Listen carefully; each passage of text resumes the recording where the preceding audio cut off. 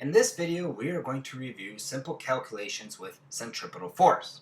So before we start with some questions involving centripetal force calculations, we must first review what is centripetal force. So if we remember, centripetal force deals with circular motion. Okay? Now, as soon as I'm talking about motion, we know that I am dealing with velocity or speed. Now, if we're going in a circle and something's moving along this circle right here, we also know that its direction is changing. And if its direction is changing, that must mean we have an acceleration. Now, we also must remember something else about this velocity. Okay? We also must remember that the velocity is always tangential to the circle. What does that mean? That means that if something's right here and it is going around clockwise and it is released, it will go tangent to the circle the velocity will take off. If I release it here, it's not going to go straight up this way, okay? It's going to go this way, all right? Same thing as if we're released here, my object will be going that way. It always projects tangent to the circle. So whenever we break or we lose my centripetal force, my object will always move tangential or tangent to the circle. Now, that caused some confusion as we always think when we're pulling something, there's a force pulling out this way. But that is not true. As we reviewed in class, the force is always pulling in. So there's a force pulling this inward, and we feel here, if it's our hand pulling it, a force pulling outward. Okay? Now, the next part we said is, since it's changing direction, it must also have an acceleration. Okay? So, centripetal force is what pulls or pushes to the center of the circle, thus changing the direction of object and giving acceleration. For centripetal acceleration, we must look at the circular velocity, which the formula for circular velocity is as such. So we know velocity is equal to change in distance over time. Okay? Well, I look at this, the distance it's going here is a circle. So I'm going to take the circumference of the circle, which is 2 pi r, or pi times diameter, and we're going to divide that by my time. So this is my formula for velocity of a centripetal velocity, the velocity going around a circle. Okay? Next, we're going to now look at centripetal acceleration. Centripetal acceleration formula is a little bit more complicated. There are two ways of doing this. Okay? For this, we could either use a derivative, or we could also use radians, but we haven't learned that yet. You'll need Math 30-1 to learn that, and a combination of a couple of trigonometry. Okay?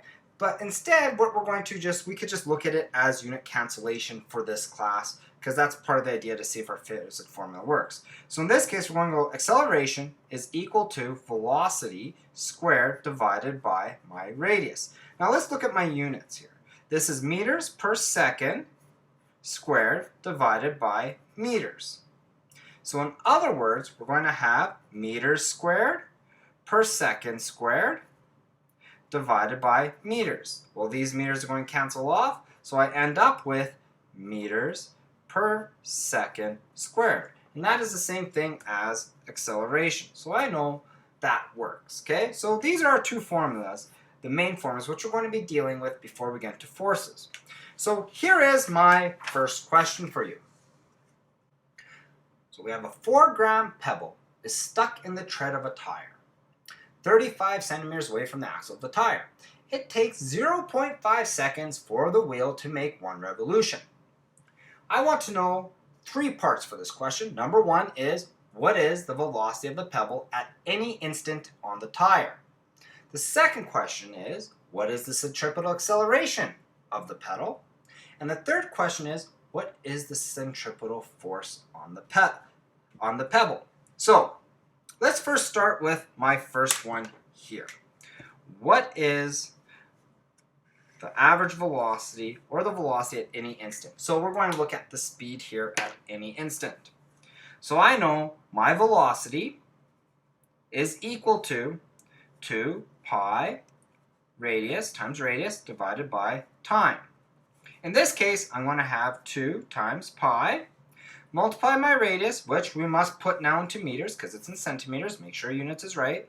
0.35 meters divided by my time for one revolution is 0.5 seconds. I do my quick calculations, and I'm going to end up getting 4.4 meters per second. All right, now let's look at my next part here. So this was my first one. Okay, so now let's look at my next part. It is, what is the centripetal acceleration of the pedal? So centripetal acceleration of the pebble. Okay, so we know acceleration is equal to velocity squared divided by radius. So this is my acceleration, centripetal. We found out my velocity before. It is 4.4 meters per second. And we want to divide this by my radius, which is over here, 0.35.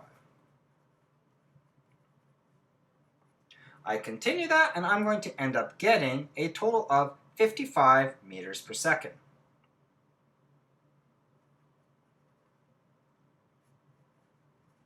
Okay, now we're done 2/3 of the question. Now we just have to do my last part. My last part is, what is the centripetal force? Well, centripetal force isn't any different from any of the Newtonian forces that we learned earlier. We know that from Newton, force is equal to mass times acceleration. Well, here we have an acceleration, right? Now we just need to know the mass. Well, the mass is there in grams. We need the mass, though, to be in kilograms. So my centripetal force is equal to mass times my acceleration of the centripetal. So in this case, it is going to be my mass, which is in kilograms, 0.004 kilograms, multiplied by my acceleration, which is 5.5 meters per second squared.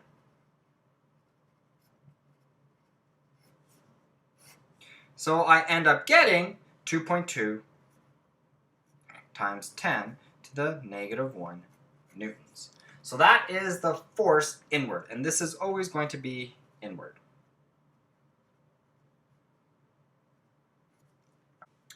So there's one more thing we need to look at here. We need to understand what is period and what is frequency and the difference. Well, period is how long it takes to complete one revolution. So in this case here in this question, my period was 0.5 seconds. This here is my period.